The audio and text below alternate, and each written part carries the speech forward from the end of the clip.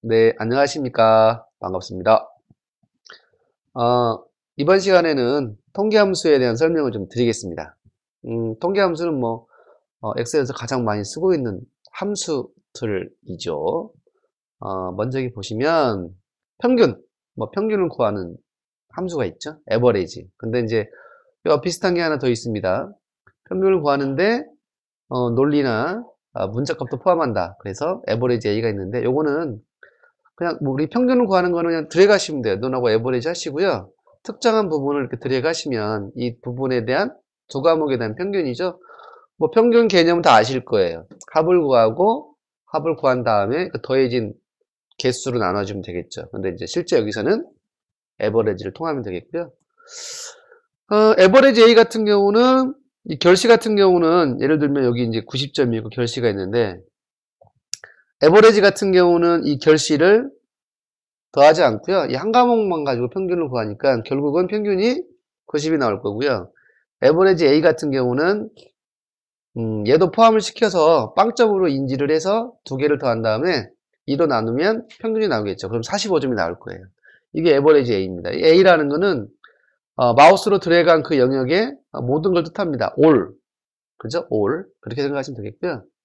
그 다음에 이제 큰 값, 작은 값. 맥스라는 건 제일 큰 값이에요. 미는 제일 작은 값. 그냥 들어가시면 돼요. 어렵지 않으니까. 그 다음에 라지하고 스몰이 있는데 맥스나 미는 제일 큰 값이나 제일 작은 값이에요. 그죠? 근데 이제 라지 같은 경우는 우리 이런 경우 있잖아요. 제일 큰 값이 있는데 쭉 값을 순서대로 정해놓고 내가 두 번째 큰 값이라든지 또는 세 번째 큰 값이라든지 이런 걸 말하는 거고요. 스몰은 반대겠죠. 예를 들면 값이 쭉 있으면 제일 작은 값 중에 세 번째로 작은 값 또는 두 번째로 작은 값 이런 거 할 때 쓰는 게 스몰입니다. 이해하시겠죠? 그럼 결국은 제가 다시 한번 말씀을 드리면 여기다 제가 값 써볼게요. 10, 30, 40, 40, 20 이렇게 써보겠습니다. 맥스는 뭐예요? 제일 큰 값이 이렇게 간단하죠. 민은 뭘까요? 민은 눈은 빠졌습니다. 민하고요. 이렇게 들어가시면 이 범위 가장 작은 값 이렇게 하시면 되는 거예요. 또는 이렇게 해도 돼요. 라지 여기서 그쵸 컴마 1을 하면 두 번째 끈값이에요. 그럼 결국 30이 나올 거고요. 만약에 맥스가 제일 큰 값이라고 했는데 맥스와 같이 할 수 있는 게 뭐냐면 라지 해가지고요. 범위에서 첫 번째도 똑같이 맥스와 같은 값이 나오겠죠. 예를 들면 라지 요 범위에서 컴마 1을 하면 결국은 최대값이 되겠죠. 그쵸? 네, 똑같이 최대값이 나옵니다.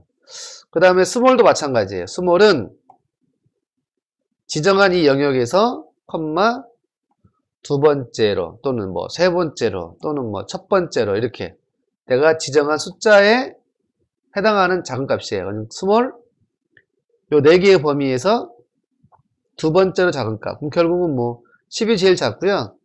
20이 작겠네요. 그럼 답은 20이 나오겠죠. 얘도 마찬가지예요. 스몰을 해서 요 범위에서 컴마 숫자 1을 하게 되면 제일 작은 값이 되는 거죠. 결국은 민하고 똑같습니다. 이해하시겠죠? 이런 것도 있다라는 거 알아두시면 좋을 것 같고요. 그 다음에 순위를 구하는 거. 순위 구하는 건 되게 쉽죠. 우리가 순위를 구하는 방법은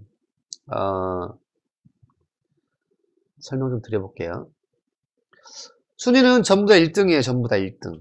다 1등이에요. 우리 컴퓨터는 일단은 값들을 비교하기 전에 전부 다 1등을 부여를 시킵니다. 각각의 점수마다. 어떻게 하냐면 첫 번째 이 점수를 가지고 나머지 점수들하고 다 비교합니다. 그러면 얘 두 번째 점수를 가지고 나머지 점수랑 다 비교를 하는 거예요. 그러면 각각의 등수는 각각의 점수를 가지고 나머지랑 다 비교하죠. 두 번째도 마찬가지예요. 두 번째 자신의 값을 이용해서 나머지랑 다 비교하시는 거고요. 세 번째도 마찬가지예요. 세 번째 자신의 점수를 가지고 나머지 점수들과 다 비교를 합니다. 그래서 자기 자신보다 다른 점수들이 크면 자신의 등수는 증가하는 거예요. 원리가. 그러면 얘가 1등인데 얘가 크니까 자신보다 크죠. 나보다 크죠. 내가 10인데 나보다 30이 크니까 내 등수는 2등이에요. 맞죠? 또 내 점수가 40보다 작으니까 내 등수는 3등이에요. 이런 식으로 바뀌는 거예요. 또 20도 내 점수보다 크니까 내 등수가 4등이 되는 거야. 이런 식이에요. 얘도 마찬가지겠죠. 내 점수 30이 야보다 작지는 않으니까 그대로 있고요. 또 내 점수가 야보다 작으니까 내 등수는 2등이에요. 또 내 점수가 야보다 작진 않기 때문에 그대로 2등이 맞는 거죠. 이런 식으로 순위를 구하는 거예요. 그럼 순위 한번 구해볼까요? 실제? 여기도 바로 구할게요. 요걸로. 랭크예요. 랭크는 순위 구할 값. 순위 구할 값이 누구예요? 순위를 구할 값은 바로 옆에 있는 내 점수. 그 다음 뭐가 필요하죠? 순위 비교 값. 그죠? 순위를 비교할 값이 어디입니까? 이게 비교 범위죠. 비교 범위.